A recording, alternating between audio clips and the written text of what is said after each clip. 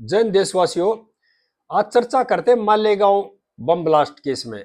जो तमाम आरोपी है ना, वो माननीय अदालत ने बरी कर दिए हैं। और माननीय अदालत ने जांच एजेंसियों की इन्वेस्टिगेशन में प्रश्न चिन्ह खड़ा कर दिया है और ये कहा है कि कोई भी सबूत ऐसा नहीं पेश करी जांच एजेंसियां जो आरोपियों के खिलाफ हो। इसमें जो फंसा गया था ना, उसमें कर्नल पुरोहित को फंसा गया था, प्रज्ञा ठाकुर को फंसा गया था, अजय रहबरकर, सुधाकर शंकराचार्य, समीर कुलकर्णी, सुधाकर चतुर्वेदी, ये जो आदमी थे ये निर्दोष थे, इनको फंसा गया था उस टाइम की मौजूदा सरकार ने और वहां की पुलिस ने। इस केस की जो जांच करी थी वो महाराष्ट्र पुलिस ने करी पहले, उसके बाद महाराष्ट्र पुलिस की एटीएस ने करी, उसके बाद एनआईए ने जांच करी थी। 29 सितंबर 2008 में मालेगांव में बम ब्लास्ट हुआ था जिसमें 7-8 लोग मारे गए थे। और उस टाइम पे महाराष्ट्र में भी कांग्रेस की सरकार थी और केंद्र में भी कांग्रेस की सरकार थी। जो सरकार में बैठे लोग थे, महाराष्ट्र में भी कांग्रेस थी और केंद्र सरकार में भी कांग्रेस थी। उन्होंने क्या किया, अपनी सत्ता को 100 साल तक कायम रखने के लिए एक ऐसा षड्यंत्र रचा कि भाई इस बम ब्लास्ट केस को है ना भगवा रूप दे दो, यानी यो जो ब्लास्ट किया है ये भगवा आतंकवादियों ने किया है। और षड्यंत्र के खिलाफ रचना शुरू कर दिया। आरएसएस के खिलाफ विश्व हिंदू परिषद, बजरंग दल और हमारे योगी जी, और जो ये आरोपी फंसाए जिन्हें मैंने नाम बताए हैं, इनको इस केस में फंसा दिया झूठा और ये खिलाफ झूठे सबूत इकट्ठे कर दिए। लेकिन अदालत में किसी तरह का सबूत को प्रूव नहीं कर पाए कि ये इसमें शामिल थे। प्रूव क्यों नहीं है? क्योंकि ये लोग इसमें शामिल ही नहीं थे, इनको झूठा फंसा गया था। और सच्चाई हमेशा सच्चाई होती है, झूठा अगर फंसाओगे तो सच्चाई हमेशा दूर से बोलती है। सरकार में जो बैठे लोग थे कांग्रेस के टाइम में, उस टाइम में जो कांग्रेस के बड़े बड़े मंत्री थे, चिदम्बरम जी थे और शिंदे जी थे, शरद पवार जी थे, दिग्विजय सिंह जी थे, ये बयान दे रहे थे कि भगवा आतंकवाद, ये जो बम ब्लास्ट किया भगवा आतंकवाद ने किया है। और जो ये आरोपी इसमें निर्दोष फंसाए गए थे, इनके साथ इतनी यातनाएं दी। जो वहां की एटीएस थी महाराष्ट्र की, उस यातनाओं में पैर भी खराब कर दिया कर्नल पुरोहित का। और जो प्रज्ञा ठाकुर है, इसके कोई इतनी मारपीट की है कि इसकी बैकबोन भी बता रही मेरी खराब हो रही है। और इतनी यातनाएं दी। यातनाएं किस लिए दी? अभी झूठ बोल गया, झूठ बोलने के भी, फंसाने के लिए भी बजरंग दल का नाम ले दो और विश्व हिंदू परिषद का नाम ले दो, योगी जी का भी नाम ले लो और आरएसएस का नाम ले दो। यानी कि इनसे ये कहवाना चाह रहे थे आप इंसाफ करो कि ये आदमी भी इसमें शामिल है, लेकिन इन्होंने इनका नाम नहीं लिया तो इनके साथ और मारपीट करते थे। जो यातनाएं देते थे वो जो पुलिस अधिकारी थे हेमंत करकरे, वो तो अब रहे नहीं, चले गए कुछ देर के बाद। उनके बारे में कुछ कहना भी ठीक नहीं है क्योंकि वो दुनिया में ही नहीं है।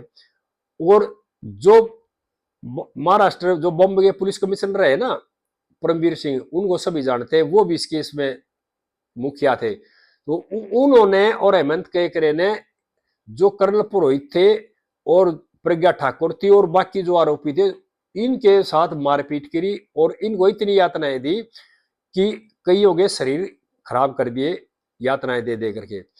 और हिंदुस्तान का जो सबसे भ्रष्ट आईपीएस अधिकारी है ना, वो परमवीर सिंह है, जो पहले भी सुर्खियों में रहा है भ्रष्टाचार में, और सारे देश को पता है इस चीज का अभी वो किस तरह का अधिकारी है।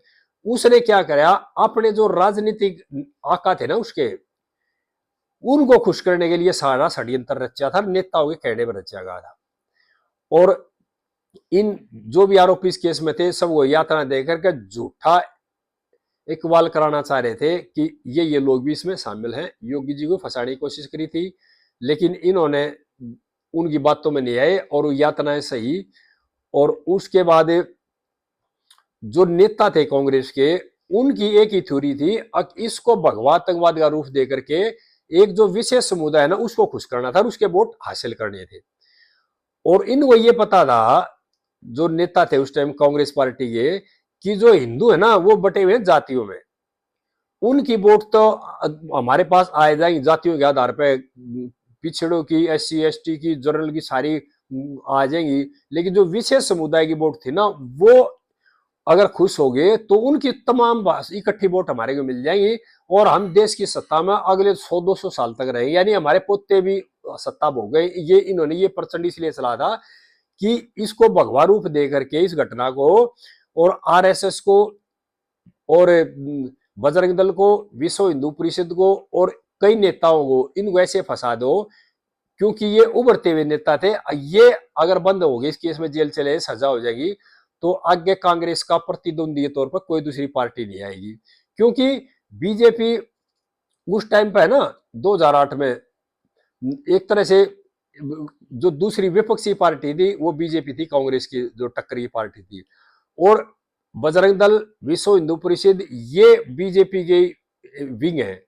तो इनको तोड़ने के लिए, यानी कि पार्टी को बदनाम करने के लिए, अपनी जो विरोधी पार्टी थी, विपक्ष की जो पार्टी थी, उसको बदनाम करने के लिए देश की जनता के सामने इन्होंने षड्यंत्र रचा था। जो सत्ता में बैठे थे उस टाइम कांग्रेस की सरकार में जो मौजूद लोग थे।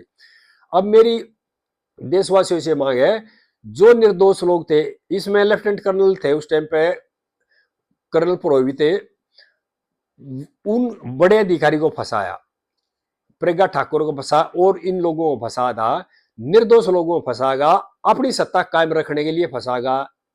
जिन लोगों ने षड्यंत्र रचा, अब उनको सजा मिलनी चाहिए। देश की जनता से प्रार्थना है कि उन लोगों के खिलाफ आवाज उठाओ जिन्होंने षड्यंत्र रचा था।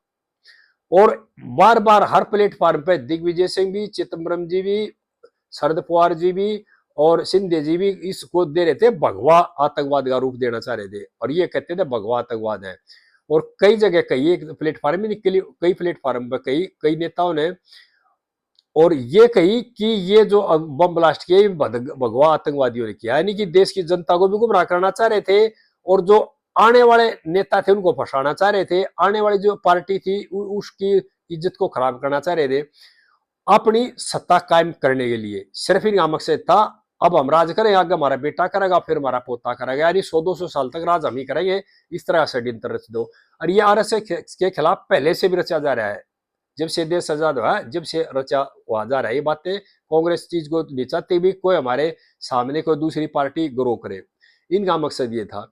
अब अदालत ने बिल्कुल दूध का दूध और पानी का पानी अलग कर दिया है, और मेरी भी यहाँ पे मांग है, और देशवासियों से मेरी करबद्ध प्रार्थना है कि इस वीडियो को ज्यादा ज्यादा शेयर करें। तो क्योंकि देश के हर नागरिक को पता होना चाहिए कि भाई सत्ता में बैठे हुए लोग निर्दोष लोगों को कैसे फंसाते हैं, अपनी सत्ता कायम करने के लिए किस किस तरह की चाल चलते हैं, और देश की जनता को किस तरह से बहकाते और गुमराह करते हैं। और इस तरह की बातें फिर भाइयों बताता रहूंगा। मेरे चैनल को भाई सब्सक्राइब भी कर लियो, और इस वीडियो को ज्यादा से ज्यादा भाइयों तक पहुंचाओ शेयर करके। आगे इस तरह की बातें फिर करेंगे। जय हिंद देशवासियों।